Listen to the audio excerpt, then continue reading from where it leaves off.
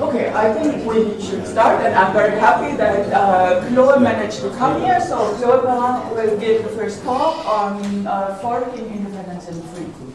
Thank you. Thank you for the invitation. It's very nice to be here. Yeah, so this notion of forking independence that I want to talk about is a part of... Sorry, one more thing. Please turn your Tamagotchis and mobile phones to flight mode. Also that your Tamagotchi. Okay, so yes, this notion of forking independence is a part of stability theory, so let me just say a word about that to set the context. Stability theory is a branch of model theory which was developed mainly by Sela in the 80s. And you know, the short way to say it is that a stable model is a good model. Right? So if you have a structure whose theory is stable, then it means in some sense that you can do some geometry over it.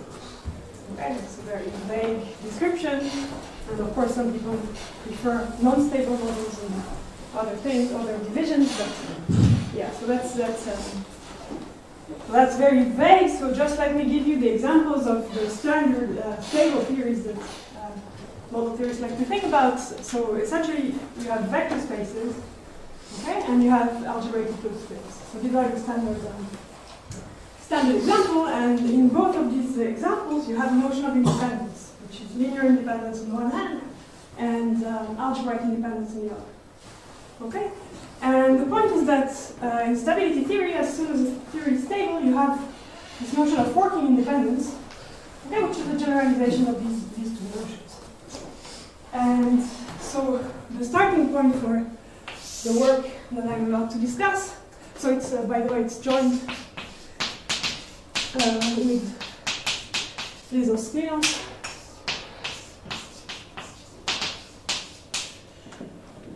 Is the following theorem of Slim, who, using all the techniques that he developed to solve Tarski problem, managed to prove that, in fact, the theory of the free groups, the common theory of all non-abelian free group, is stable.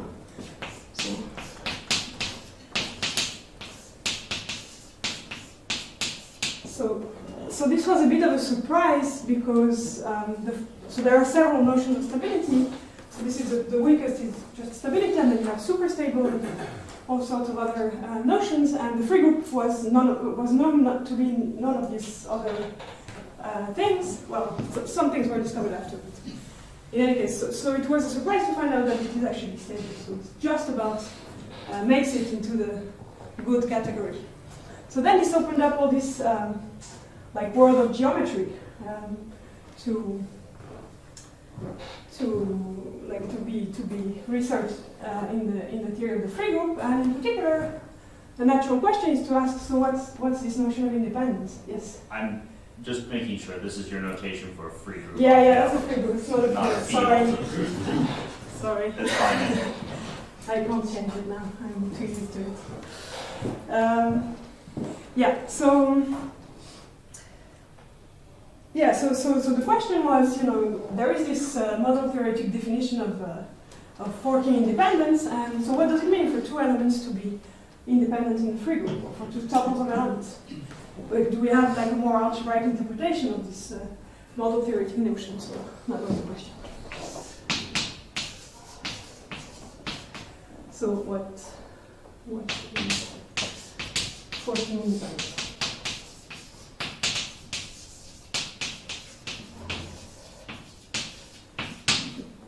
Okay, and so forking independence is something which is defined for two elements or two tuples of elements over a set of parameters.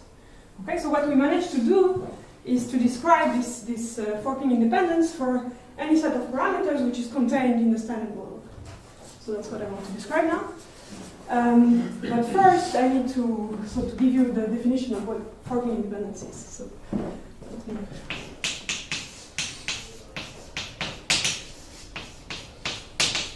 the model theoretic definitions.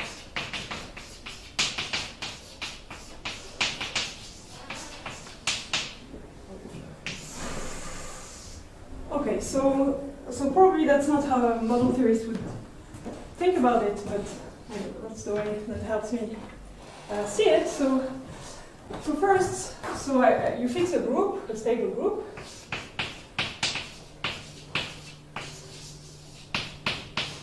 Okay, and you want to think of G as endowed with all its definable structure. So it means that you look at all the sets which are definable by first order formula in the language of groups. And so all the subsets of G, but also all the subsets of G squared and whatever. So that's your structure. You have your group, all its Cartesian powers, and all the definable sets, subsets of these powers. So let me draw a symbolic picture. So let's think these are subsets of G. Okay, that's the definable structure.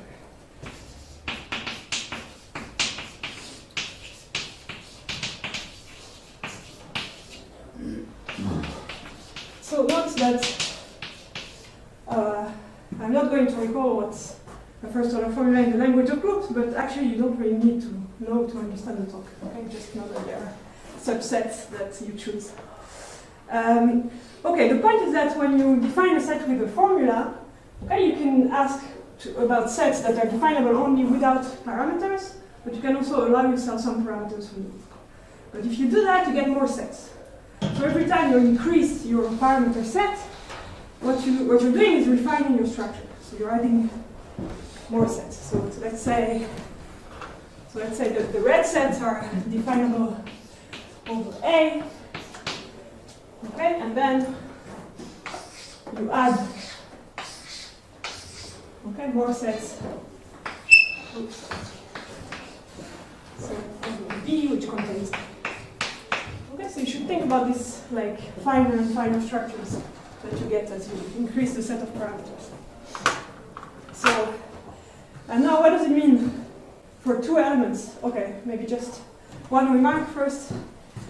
Maybe the only thing you need to know about these definable sets, okay, is that if you have a set which is definable over A, and then you take an automorphism of your structure which fixes the parameters pointwise, the sets don't move, they're preserved. Okay, so if you have a set X which is definable over A, and you have some automorphism of G which fixes A pointwise, that's what I mean by this notation, then sigma of X equals X. Okay, so this structure is fixed by automorphisms which fix the parameters. Okay, so now what's the idea? So the idea is that that two elements will be independent, say B and C. Okay, we will this heuristic.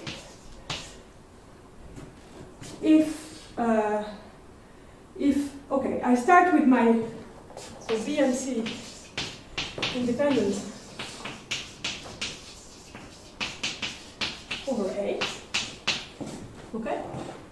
If when I add, let's say, C to my set of parameters, then I cannot locate B much more precisely than I could before. Okay? When I add C to my set of parameters, then I get a final structure. So maybe here I should write, let's say, A and C. And in fact, the orange sets that I added, they don't help me too much to locate B more precisely. Okay, so that's the heuristics. Or another way to say it is that if adding C to the set of parameters to A doesn't give much more information about B.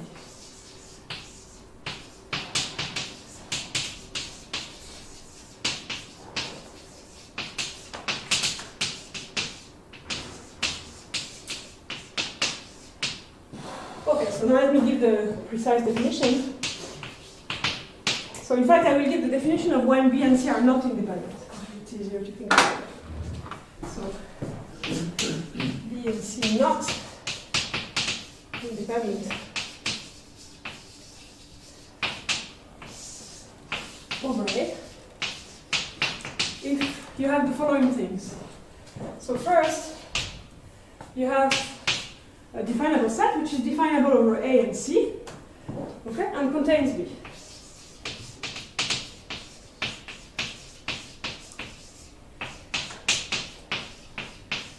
Okay, I will take the convention that to denote A union C, I'll just write AC. So, contains B.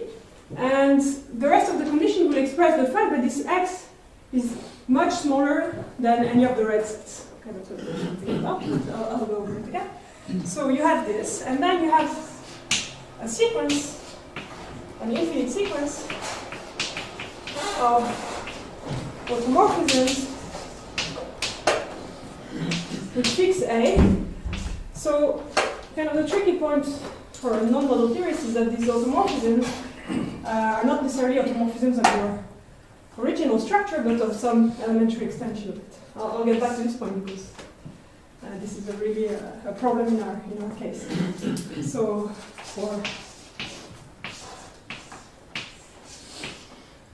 G tilde is some elementary extension of G.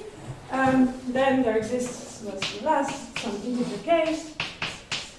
Okay, and such that if you look at the translates of your definable set by these automorphisms, okay, X is definable over A and C. So now I'm using automorphisms which fix only A. So in principle, they don't have to fix X.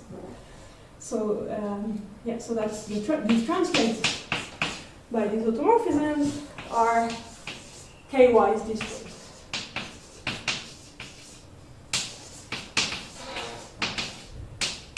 Okay, k-wise disjoint means that whenever you take any k, their overall intersection is empty. So, but you should just think of pairwise disjoint. It's just easier. Okay, so that's the definition. So let me try to explain why it makes this.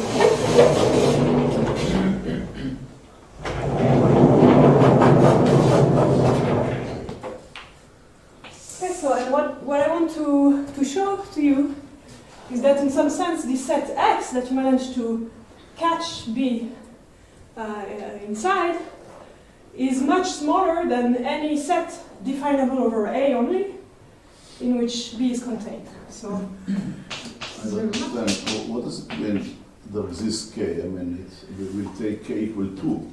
I mean, why should we? No, because it could be that they're not pairwise disjoints, but as soon as you take any three of them, their intersection is K-wise empty. disjoint just means not that all of them are disjoint, but the intersection is empty. The intersection of k of them, yeah. So remark, so suppose now you have y, which is definable over A, and so that B is contained in Y. So, right, this is my red set, and it contains B.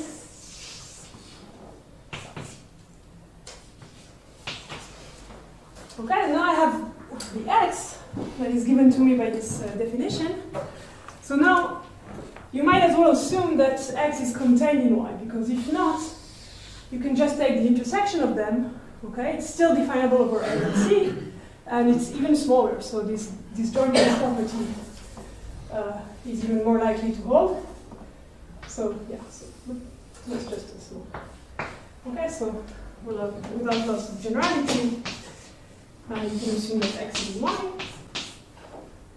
Okay, and now you have this sequence of automorphisms which fix A.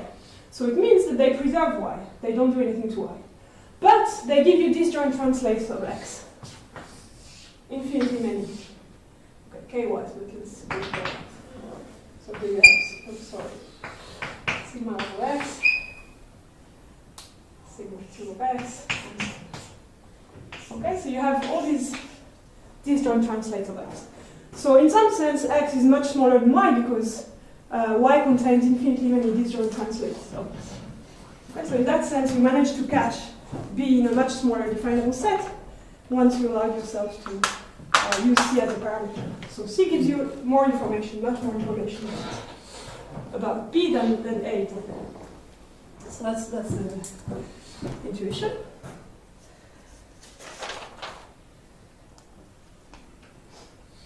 Okay, so now, Is it clear this is a symmetric thing? If okay, so that's not obvious at all, but that comes from stability.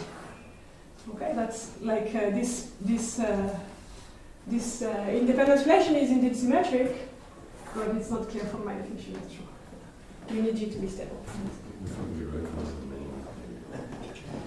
Okay, so now let me give you the first results that we got. Okay, so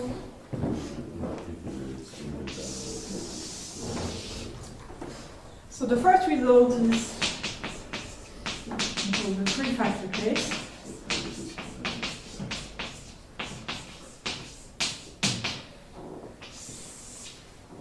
Okay, and it says, so yeah.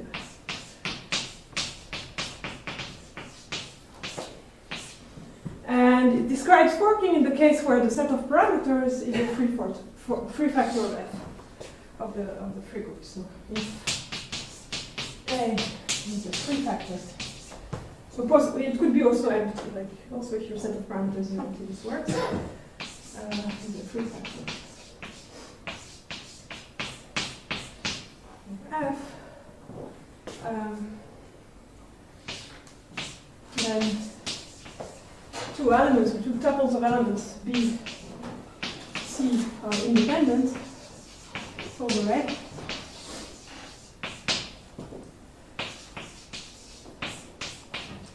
If and only if you can find a decomposition of your free group into three free factors. There exists a decomposition of F as the following. So one of the factors is A, and then you have two factors, one FB and one FC, so that B lives in this part and C lives in this part. That's not FB. Okay. So it's kind of neat. And so I should say that this direction was already proven by today, and what we proved was the other direction. Unless they're both in A, presumably. Sorry? They could be equal, couldn't they? They could be equal, yeah. That's But the they one. can't, independent elements can be equal. Yes. Well, the point is that if you already have B in A and then you add C, which is equal to B, you don't get more information. Okay, but suppose B and C are in A. Yes. They're independent. They're independent, yeah. Okay. Yeah, yeah, that's one of the Over A, right. weird things about yeah. That doesn't, yeah. Yeah. So I guess maybe the way a group theorist might express this condition would be to say, well, there is a Grushko decomposition of the free group relative to A. Okay, Grushko decomposition is a decomposition in three factors. So that B and C live in different parts of the decomposition. And the point is that the reason I'm expressing it like this is that for the other cases where A is not a free factor, in fact, we need to say something which is very similar, but with another decomposition, which is called the JSJ decomposition. Okay, so the result will be that B and C are independent if and only if they live in kind of different parts of the JSJ. I want to make this precise, but explain to you what the JSJ decomposition is.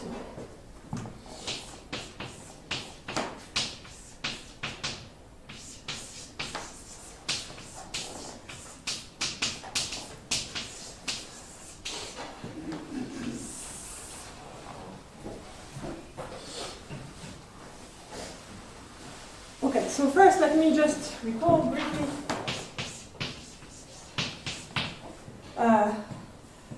Fix some notations for amalgamated product.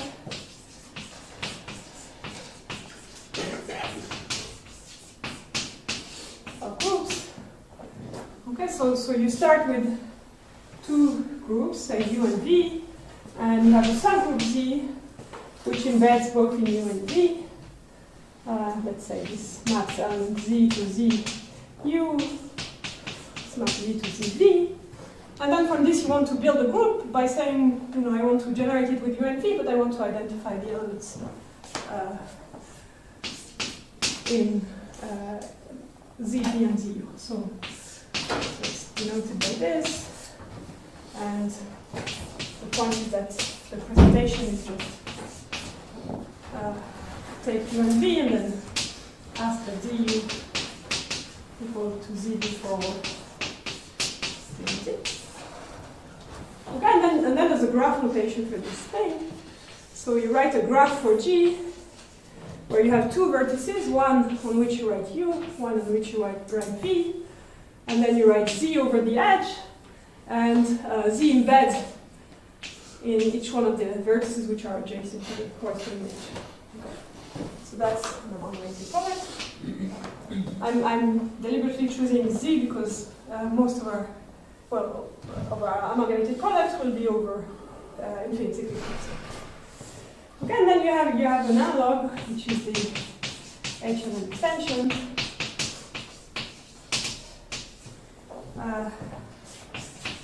G of U over Z. And this time you only have one group U, and you have Z, but you have two embeddings of Z in U, I1 and I2.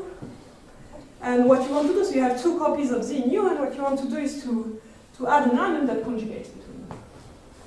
So the permutation that you take is this U, you add an extra element T, and then you say that T I1 of Z T minus 1 equals I2 of Z. Okay,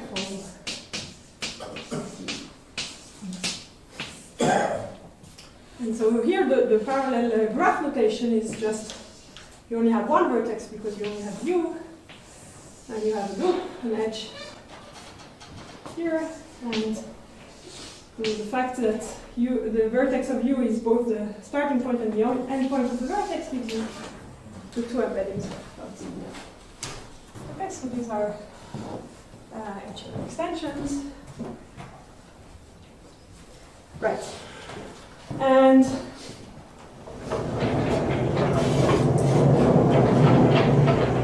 you can generalize these two notions,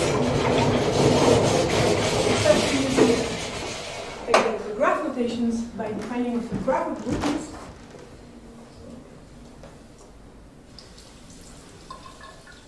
This is the moment of truth.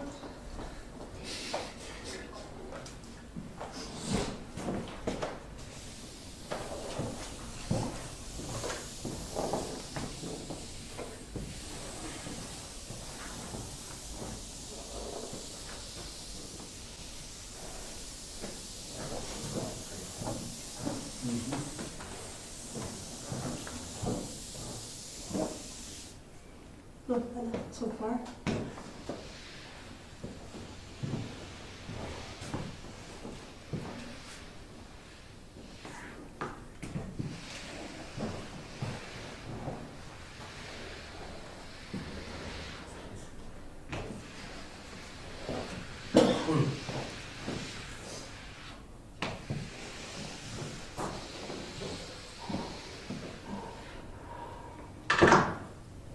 People who are really good can use two of these and then do two layers of the same. That will be for the next conference. Okay. So, yes, so the notion of a graph of group. Well, I won't give a very precise definition, but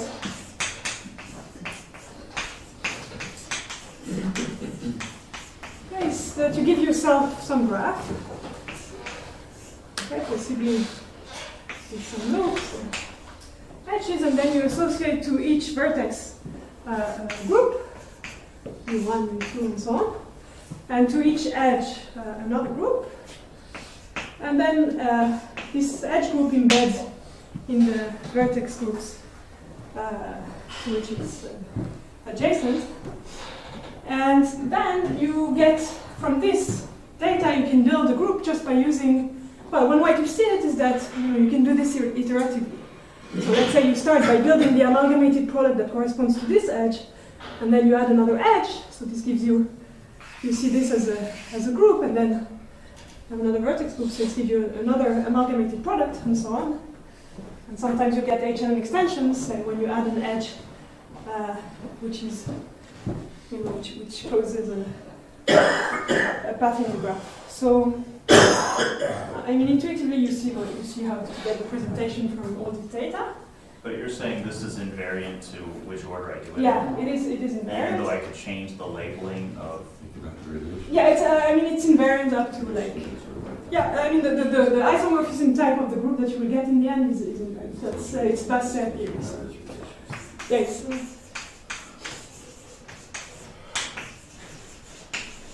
Okay, and what you can show as well is that each one of these vertex groups embeds in the final group that you get, and there's a whole theory of this.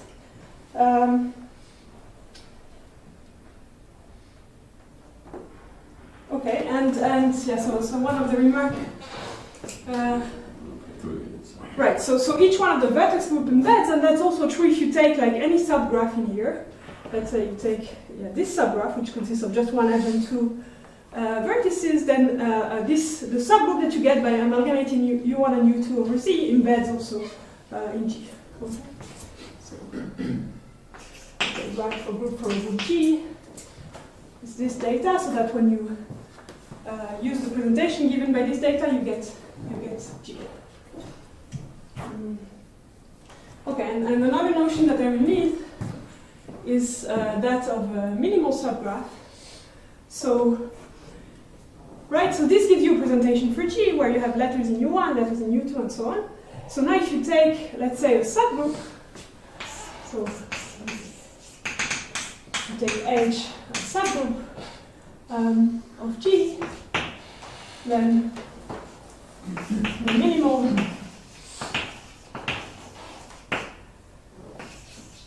subgraph of H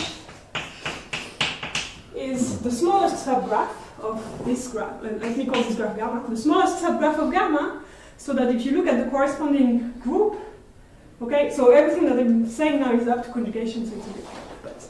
So, yeah, so it's the smallest subgraph of gamma, so that if you look at the corresponding subgroup, then you can times H.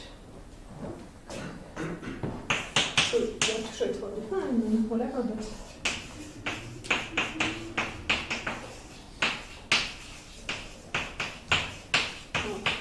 gamma such that H is contained in the corresponding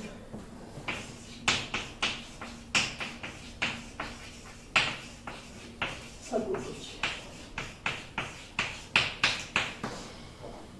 So just intuitively, if you want, like you look at which letters you need to write the elements of H, and you see where they are in the graph, and that's roughly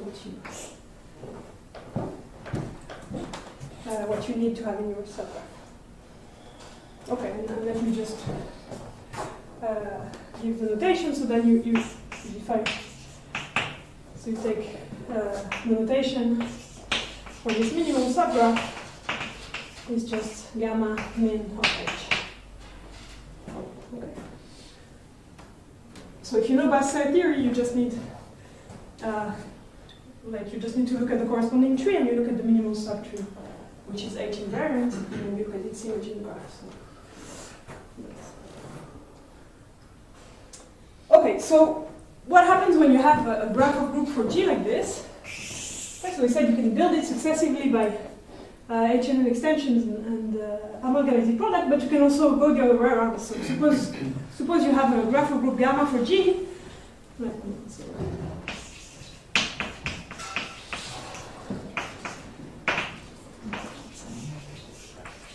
Something simple like this. Graph of group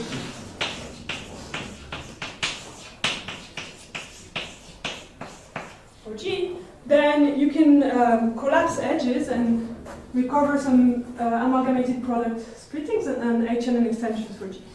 Okay, you could choose to ignore this edge and look at this subgroup and let's say view D and W and say, okay, now I have a splitting of gamma, which is essentially an amalgamated product of this subgroup together with W over this edge loop.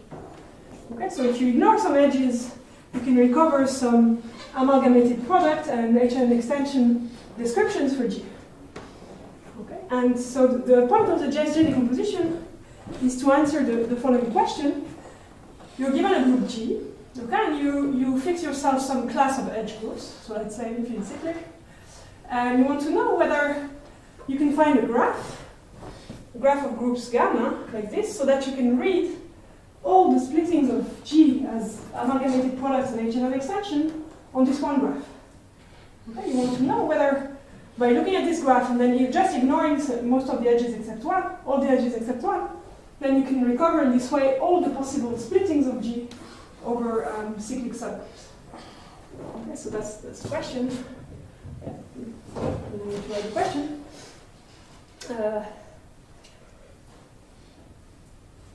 Yeah, maybe I'll write the question because I want to. So is there given a class of edge groups, does there exist a graphic group gamma for G on which we can read all the decompositions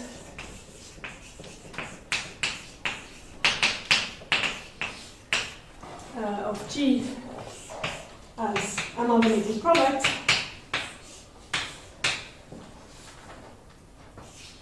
or as H&M extension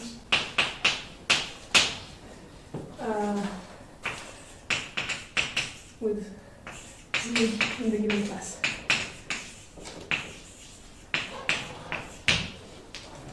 Okay, you want to be able to see all the splittings in one graph. And now the real question that I want to ask is a kind of relative version of this question, where I also have some set of parameters A inside of G. Okay, and I'm only interested in those splittings which leave A in one of the sides, like in U, essentially. Okay, so, and A is contained. Okay, so that's the relative version of the question. And so it turns out that there is some kind of answer to this question in some cases. So that's the theorem I want to write. So it's also used here. And then there's many other versions in many different settings. So if you have T torsion-free hyperbolic groups,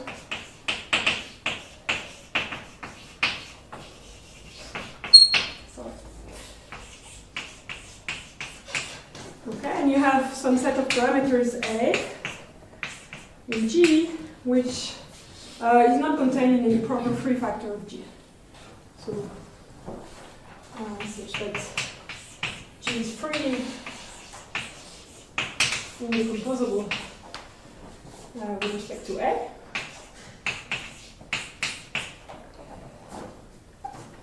So then there exists a graphic group.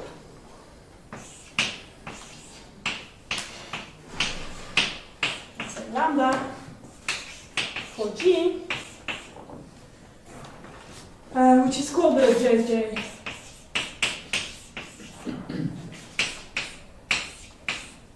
So the JSJ decomposition of G relative to A.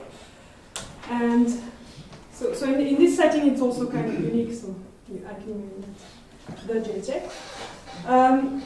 But okay, so it doesn't exactly answer this question, so I won't be able to recover all the splittings just by ignoring some edges.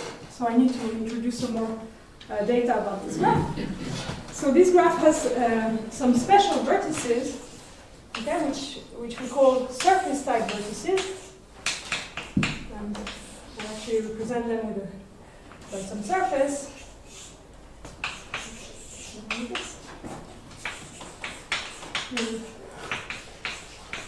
surface vertices. Okay, and so first let me say what are these surface type vertices. So it essentially means that the vertex group, the group that I write over the vertex, is the fundamental group of a surface with boundary. So that's just a free group. But you remember the boundary structure, and the adjacent edge groups are exactly boundary subgroups. Okay, you have one edge for each boundary, and for each conjugacy class of boundary subgroups. So the vertex group is the fundamental group of some surface with boundary. And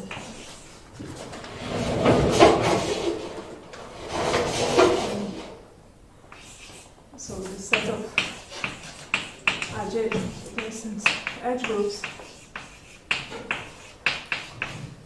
that correspond to boundary components.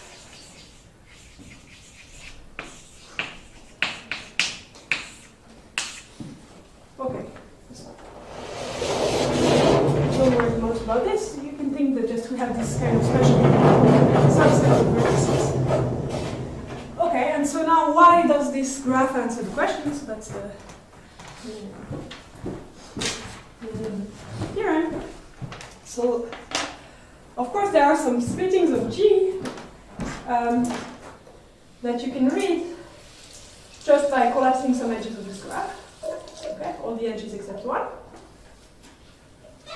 But you can't get all the splittings like this. So some of the splittings, to get them, you might have to first to split one of the surface vertices by cutting it along a simple closed curve. Okay? And then this gives you an extra edge in your graph. I'll show a picture in a minute. And then you collapse all the other edges except this new one that you just created.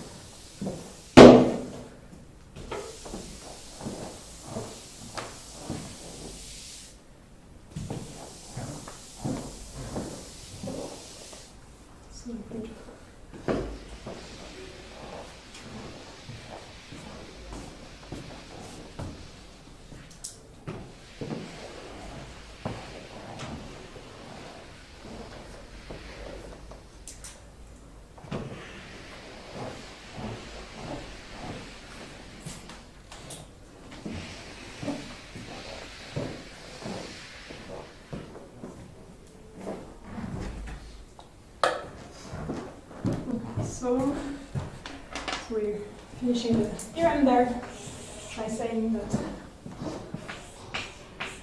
lambda is so that any splitting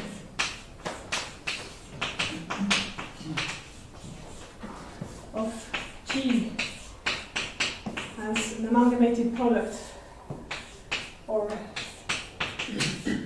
an HLM extension with Z infinite cyclic and A contained in U can be obtained from lambda. So either by collapsing and then ignoring all edges with one,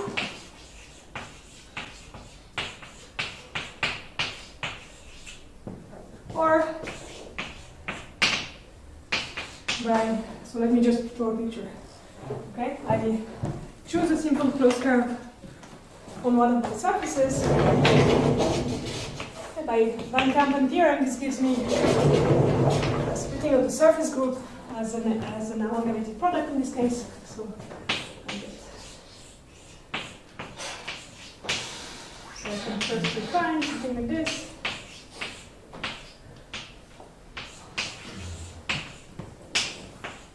That's my orange curve. Okay, so I added an edge which corresponds. So the edge group here is just the subgroup corresponding to the simple closed curve. Okay, and then I collapse. So that's 1, and then 2, I only look at this orange edge. Okay.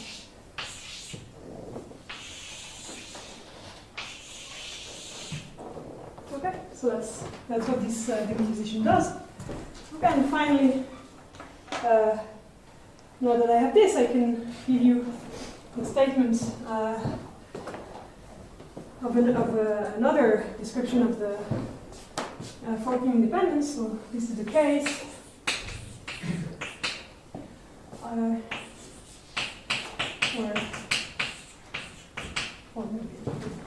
Where A is not, so it's kind of the opposite case as before, the case where A is not in any proper free vector.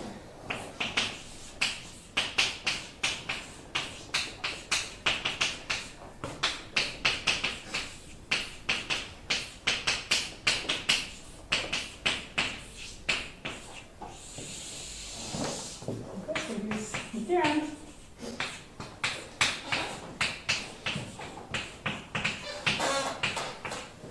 So you have your set of parameters in F, in free group, and you suppose that not in a free factor.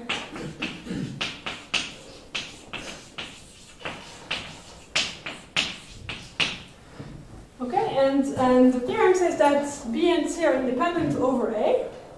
If when you look at this JSJ decomposition, oh, okay, maybe what I forgot to say is that, right, because this is a relative decomposition relative to A, then you have one vertex group which will contain A.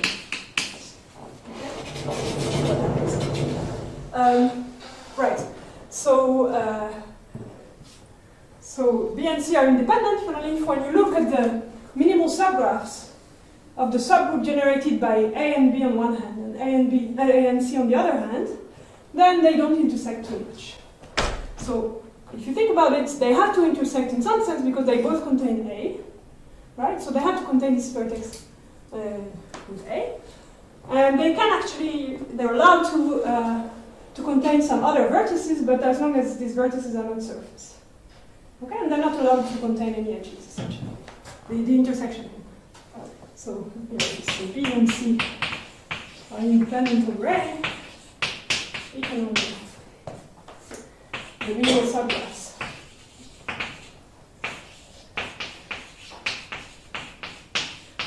So lambda of AB, the subgroup generated by AB. Lambda of AC. Or lambda is just the JJ of F relative to A. Intersects at most in a disjoint union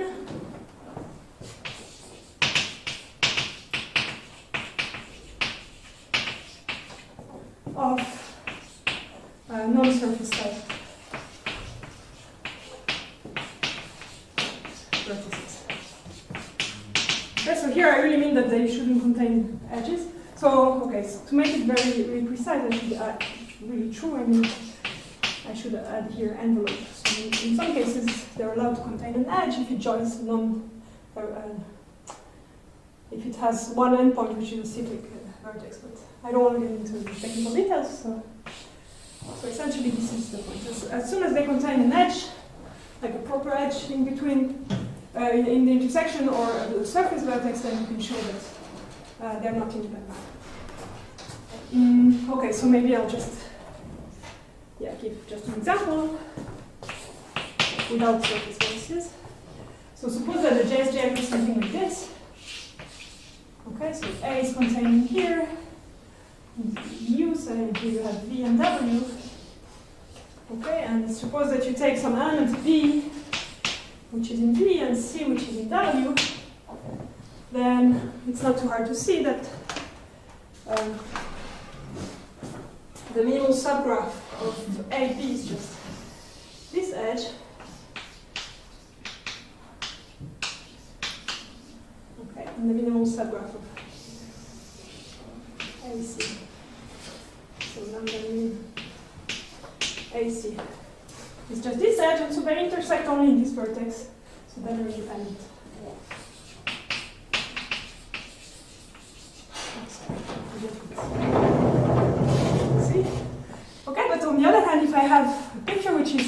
same, but I have one extra edge here. So it's a B, W, U. Okay, so technically I have here an extra vertex, say R, and I assume that it's not cyclic. So it's not cyclic. Okay, and if I have the side picture, so B is also in V and C is in W, then suddenly the intersection of the two minimal subgraphs has an edge in common, and here they're not independent. The elements are not independent.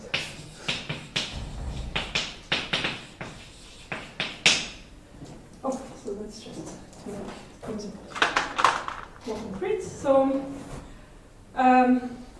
now, for a long time, these were the two results we had. We had the case where the set of parameters was just a free factor, and the kind of opposite case where A was not in any proper free factor. And the reason why it was so difficult to generalize, well, there's a few reasons. So let me just say a word about them now.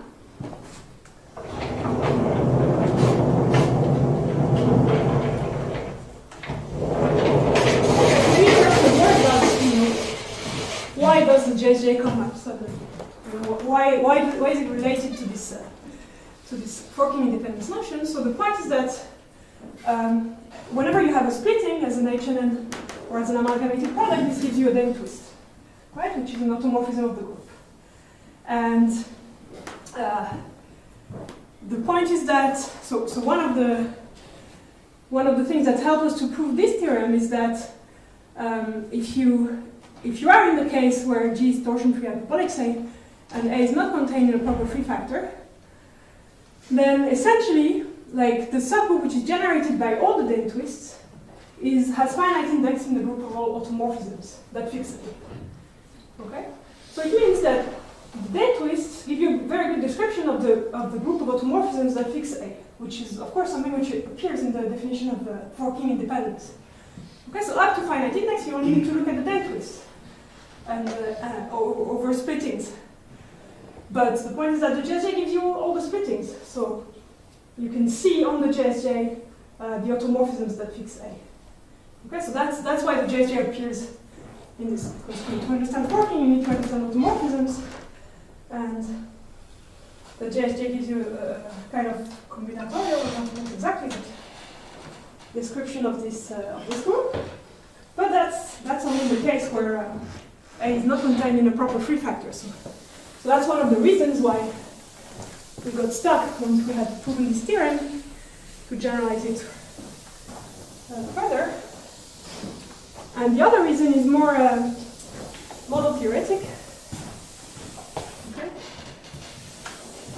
And it's the fact that if you are in the setting, if you are also in the free group and you have a set of parameters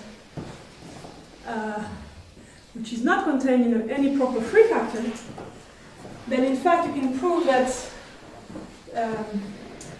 the orbit of any element under the automorphism group that fix A is definable. So let me write that.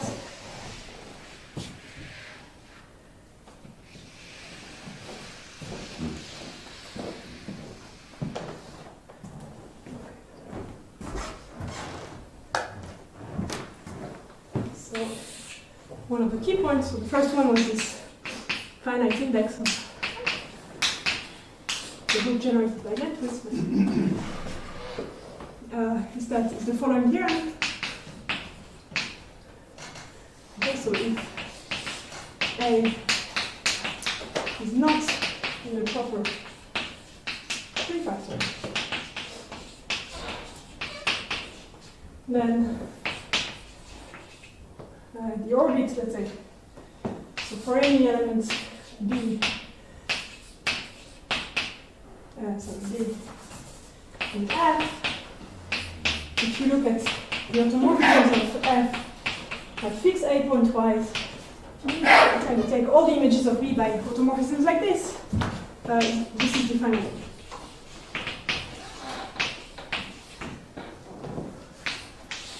Okay, so this essentially gives you two things. First, okay, think about it. To prove that, let's say, B and C are independent, okay, or are not independent, you need to find a small definable set that contains B. Okay? So let's say I replace here A by A and C. The orbit of B under this automorphism group, if it's definable, it's the smallest definable subset that will contain B. Because any definable subset over A and C that contains B will contain the orbit. Okay, so first it gives you a candidate for this smallest definable subset. So that's the first thing. But the second thing, which is much more important, is that this theorem, so I won't describe exactly how, but it helps you restrict your attention. So you remember in the definition I said that, in fact, you need to take automorphism not only of the standard model of the free group, but of any extension.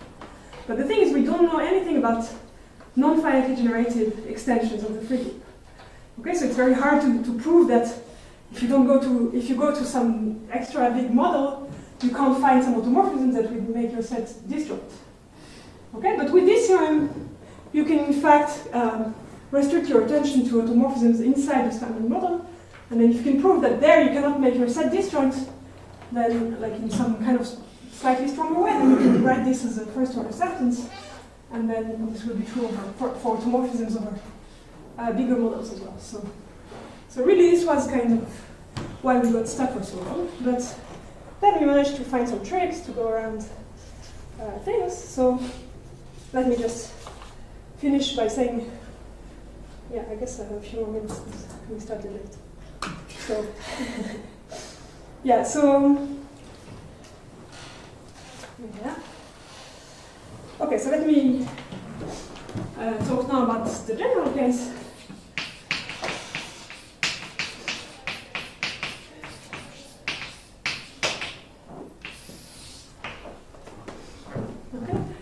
So the general case, you have just a set of parameters which is contained in F, okay, and you don't know anything about its relation to free factors.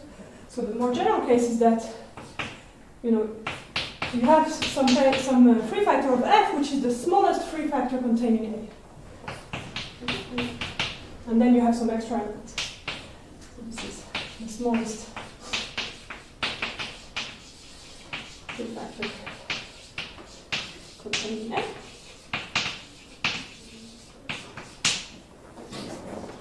And then, in this setting, you also have a notion of JSJ decompositions for F relative to A, but in this case, it's not unique anymore. You don't have a unique JSJ anymore. So what is the general JSJ for F relative to A? So it's obtained by taking a JSJ decomposition of the smallest free factor, in which case it is unique. So this is obtained by starting with, let's say, lambda A, which is the JSJ for FA relative to A. And then you add edges with trivial edge group to this graph, enough to get the rank of F prime, to add all the missing elements. Okay? So when you add, so you only add edges, you don't add vertices. Edges with trivial stabilizer, trivial edge. Okay, so let me just give you an example. So if the JSJ, let's say so let's say this is lambda A, so here you have U, which contains A, here you have phi, and suppose that F is just FA with, it has rank one more than FA. Okay, so then in this case, to build the JSJ for F relative to A, you take this JSJ and you add an edge with a trivial edge stabilizer. So this one is cyclic edge stabilizer. But there's many ways to do this. I mean, you could add it just as a loop here, or you could choose to join these two vertices together, right? So there's several ways to do this.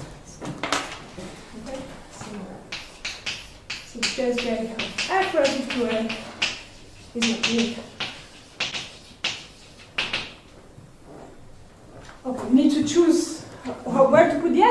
But you also have a choice. I mean, instead of t, you could choose t times some element of fa. So there's also this choice to be made.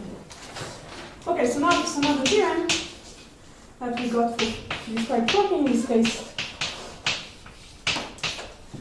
okay, is essentially that it's essentially the same theorem as here, except you're allowed to choose your JSJ decomposition.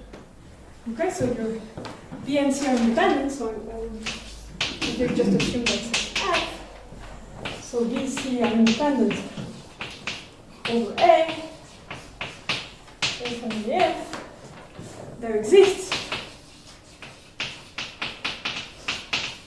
some JSJ decomposition for F relative to A. So there is some choice of edges and of corresponding elements such that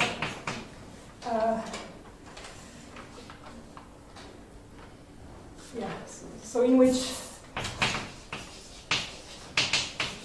here we might need to add some precision, but minimal subgraphs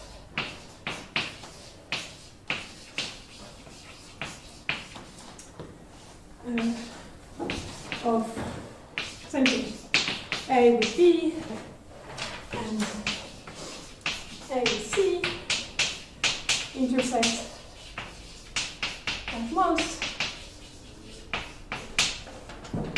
in envelopes of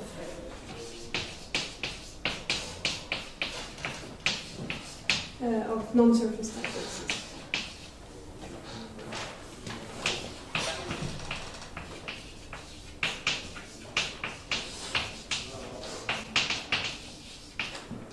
Okay, so to finish, let me just give you an example. Okay, where choosing the JSJ does make a difference. Okay, suppose you take some element here in this example, B, which lies in B. Okay, so that's your B, and then you decide that C will be just a conjugate of B by T. Okay, so if I chose my JSA like this, with this element representing T, so what happens is that the minimal subgraph of B is this one. Actually, let's see in red. And the minimal subgraph of C, well, I have to go around T, and then go to B, and then come back. So it's essentially the whole graph. So then they have an edge in common. But if I choose my JSJ more wisely, by putting the edge corresponding to the element T here in this way, okay, then the minimal subgraph for B is here, for A and B, and the minimal subgraph for C is going to T, taking the element B and coming back. So in this case, I don't have an edge, and here I see that they're independent. Okay, sorry about the long time.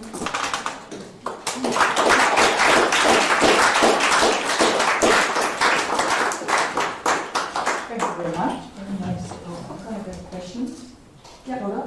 Yeah, so because the workshop is on logic and algorithms, so how effective is this stuff? Well, yeah, so I think it's, well, there are some algorithms to compute the JSJ, so, you know, so if I give you two words, B and C, and the final set A, you can tell me whether they're independent? Well, I can't, but I'm sure some people if you put together some algorithms that people have, yeah. Because here in your second theorem, you have there exists JSJ. So this is effective. Yeah, but, okay, that's a good point.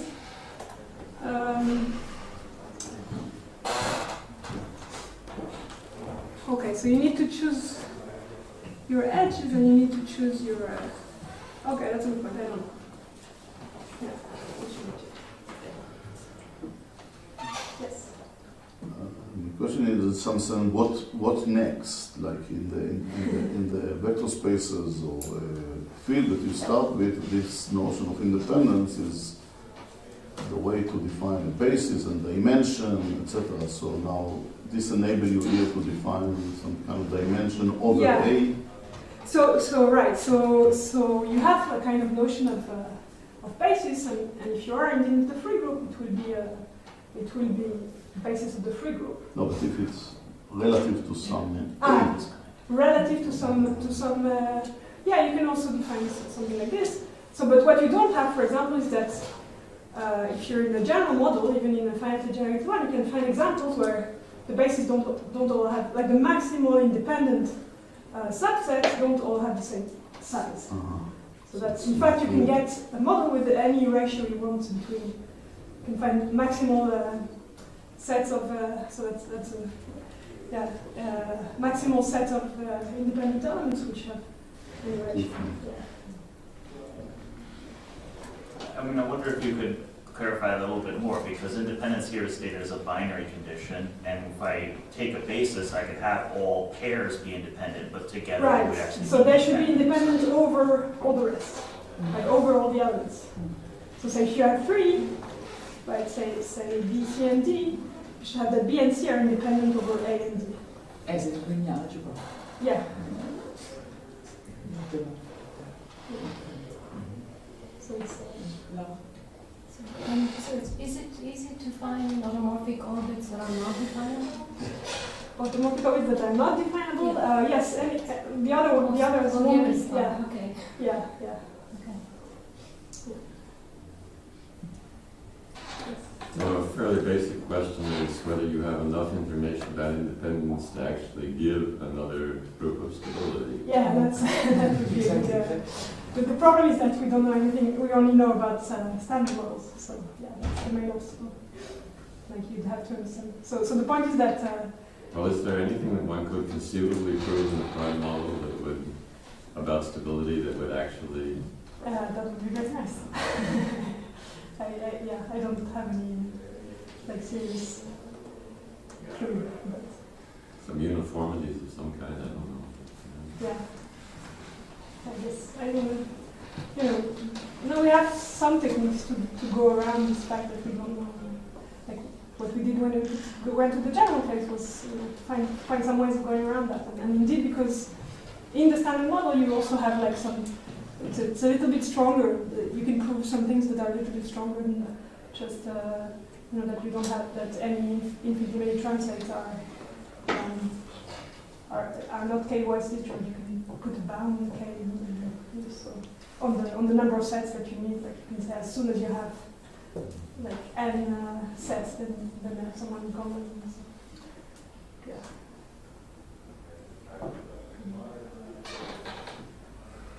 More questions? So thank you again. And now we have coffee and a group photograph.